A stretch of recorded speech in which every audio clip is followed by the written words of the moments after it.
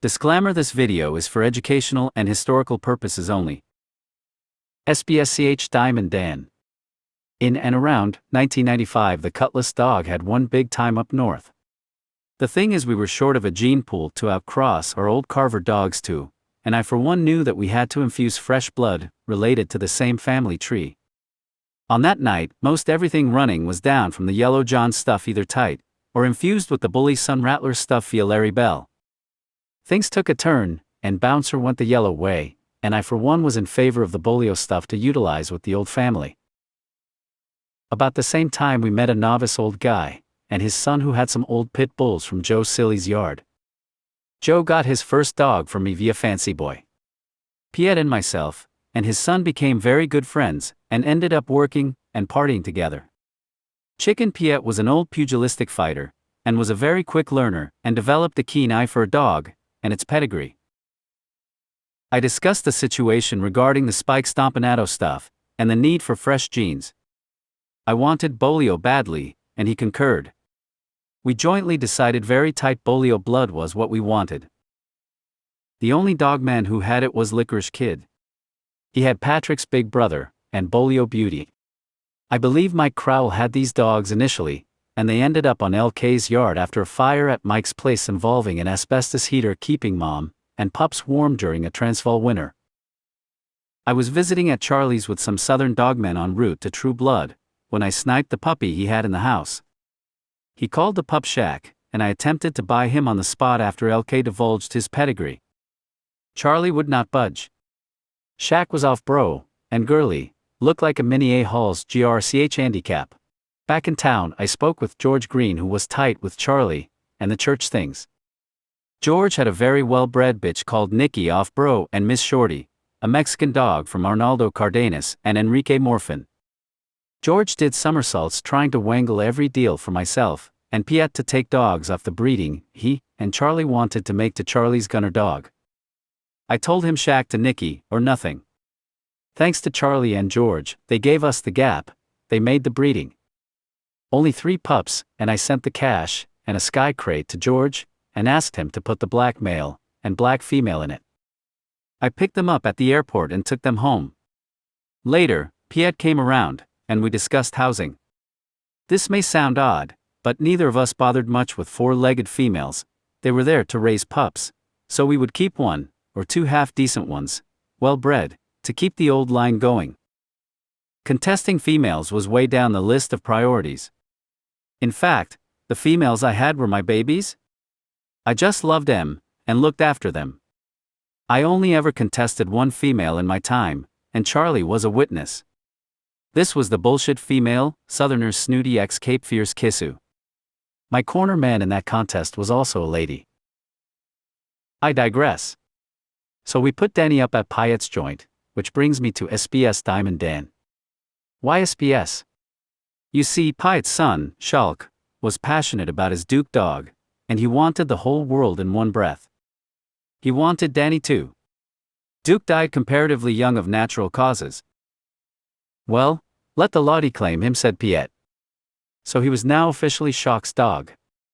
Shulk always called himself Spawn as a dogman, hence SBS, Southerner Piet Spawn in no particular order. I could have cared less. The Mexican Blackbird was safe for now, and so was Danny as breeding stock with massive potential outfall crossed into the old family. Strike number 1. When Danny was about 14 months old, I had a red-nosed male with a massive head I called Angus. This dog had got off the chain, and killed a rascal-looking dog off Sam, and Botter, Heavy Boudreaux Gene Pool. Piet and Shulk came to visit one Sunday, and brought Danny with. We all said the usual how's it. Danny looked sharp, and I told him what had happened to Caesar with Angus. Angus was a double young blackface male off young blackface, and Chalk, as I recall. Just for the hell of it, we put the pair in the box. They were about the same weight and in good nick. Angus was very smart, but clearly Danny was going to ruin him within the next 20 after the first 20. I will never forget this. Die Hand is en fighter, says Piet. We bust them up, fixed them up, and I said to Piet, you know what, boat? It will take an act of cowardice to not match this dog, so Danny had 1 roll under his belt and we looked for the biggest ticket we could find at the time. Strike number 1: Meatloaf and KCS Saddam. After a convention back then, it was clear that Saddam from Butcher Boy, Meatloaf, and Casey combined was the dog to beat. He was rough, tough, big, and more than pit game. He was a black and white import from the north. He had wiped out one of my spike dogs off Ori's yard. I think the little 1X winning buckskin's name was Cobra. This was Danny's first official outing. The other crowd tried delaying tactics, hung us out to dry for hours, and when they did pitch, they washed Danny in scalding hot water at Casey's joint. Thing is, we knew this was an exceptional dog. Danny came in at 21 kilograms perfect, Saddam, about 22 plus kg. Saddam smashed the pup up, but every time the pup rooted in the 2X winner's chest, the big dog faded. Saddam quit, severely damaged. Danny was also a mess face-wise. Danny turned first, for what it's worth, and I don't blame him. He did scratch very hard, courtesy scratch too.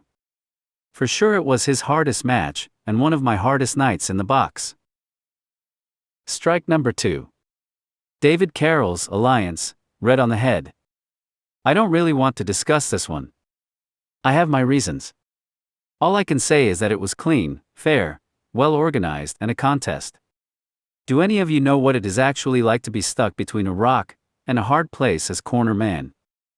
Of Cape Fear reft, and did a great job. I love both those dogs.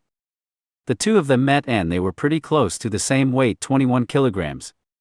I had acceded to Shock's request that he condition and handle Danny for that contest. The night before the show, he told me Danny had swallowed a portion of a rope he had torn up, and was sick. How did that happen, I asked. I don't know, he said, we were out partying. I brought the dog back to my place and worked with him after he eliminated. I told Shock that Danny would go pit that night even if I drove him in an ambulance. By then I obviously knew the dog was good, but I was not about to tell Shock that. Danny recovered pretty quickly after he eliminated. Shock handled Danny very well that night and I called his every move during the keep. I really did not want to see those two, Red and Danny, hit each other. I would have preferred to see their genetic pools complement each other. Strike number 3: Bouncers Biggie Small. Surely, Danny's least memorable contest? The CH Cutlass Yellow Dog was a convincing 1x winner and killer over Tumbles Zach in about 30. This contest actually came about by mutual agreement between Tumbles, Bouncer, and myself. The deal was that whichever won the Zach Biggie contest would run into Danny next up in 6 months' time. The show was delayed. Bouncer told me that Biggie had a dose of tick fever, but was recovering well, so I agreed to postpone until he felt his dog was full house, and stuck to a modified work routine. The two met eventually with Danny pushing 2 kilograms uphill, but cured Biggie out in 25. The use of the word cur actually sucks. Biggie was a deep game dog, as was Zhukov, as was CH Panther. Biggie was beaten by mouth, Zhukov was beaten by his own intensity. Panther was beaten by the heat. None of them were dead game, but deep game they surely were. Biggie was a worthy opponent, but Danny was the consummate wrecking ball. I reckon Biggie would have won a few more had he not run into Danny. End game. Danny died of tick fever, officially at about 6 p.m., December 31, 1999. I buried Danny alongside Spike, Zhukov, and Junior that New Year's Eve. Miserable Millennium Eve for Piet and myself on Bulldog Hill. Rewind. Danny had blown Biggie out and now it was time to respond to Warren Ma Baker and Buffalo Bill. Warren wanted CH Danny with CH Taz? I called him after the Biggie show to get it on, and he informed me Taz was off the table as he had died of kidney failure or something. A week later Danny died of galloping biliary? So a classic contest never took place, but there existed consummate confidence on both sides during the build-up, which would have seen either CH Taz make GRCH, SDJ, or CH Diamond Dan make 4X winner and AGDT champion. Back then the SDJ recognized any 3X winner as a champion, the AGDT recognized only 4X winners. I think Fat Bill also had a proviso that to be recognized as a legit grand champion, the dog would have to have beaten at least 2X winners, so CH Taz was it. It would have been a great event. My scheming was to blow CH Taz off the map for Danny's 4th, and then get him a GDT and SDJGRCH status with one more, and retire him. Shit happens. I never was impressed with Danny's offspring, but he was an individual dog I would have back in a heartbeat. His sister, Mexican Blackbird, threw solid dogs even if you spat on her. Piet made most of the Danny breedings, and I made all of the Blackbird breedings. Conditioning, and Danny. I would cook chicken stew for him, and watch his weight. I tried running him alongside the bicycle, he would plots. We tried swimming him, plots. He hated water. He liked his long walks, and the bungee cord with the flirt pole proved to be his game. The dog could not get enough of it. I played to his strengths. He was an insanely quick dog on the release, immensely powerful, and had one direction: throat and chest. He also had an uncanny knack of knowing when something was up. We had an ex-security policeman that had an old converted VW Combi battle wagon with bed, bar, and all. DeBrine transported us and witnessed all of Danny's shows. On arriving at the venue, you had a problem if Danny sniped the box prior to wash and weigh in. He would go ballistic to get into it. Teeth are not what makes a bulldog, but in Danny's case, given his style, they sure helped. Massive, thick, and immensely strong canines? I've seen dogs shake their teeth out, or break them and hold. Not this bloke. Everything he shook out got broken, not his teeth. I recall Piet and myself reflecting after Release Your Dogs and Danny. When Danny got the first hold, it was generally over, just a matter of 20 minutes, or so, and he always got the first hold, and deep in the chest and throat.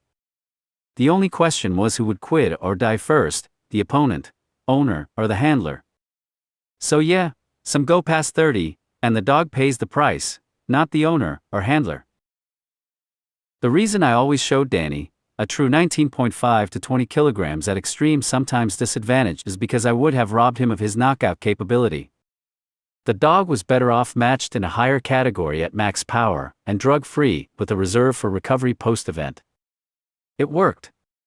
The only time we had him on a drip was after a minuscule bug bit him and killed him, galloping biliary, a tick. Piet lost his house, and the whole family stayed with me for a while. They all went their separate ways.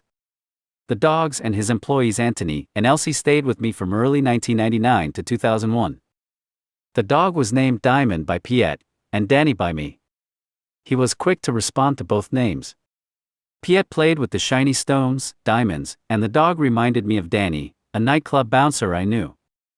Who actually owned him? Whose name should he be registered on? Who cares anyway? I don't. Diamond Dan and Mexican Blackbird were just a pair of great canines, and a great part of say APBT history. Who knows how Blackbird would have turned out as a match canine? Hudson Hawk's night shift gave me a clue one cold night.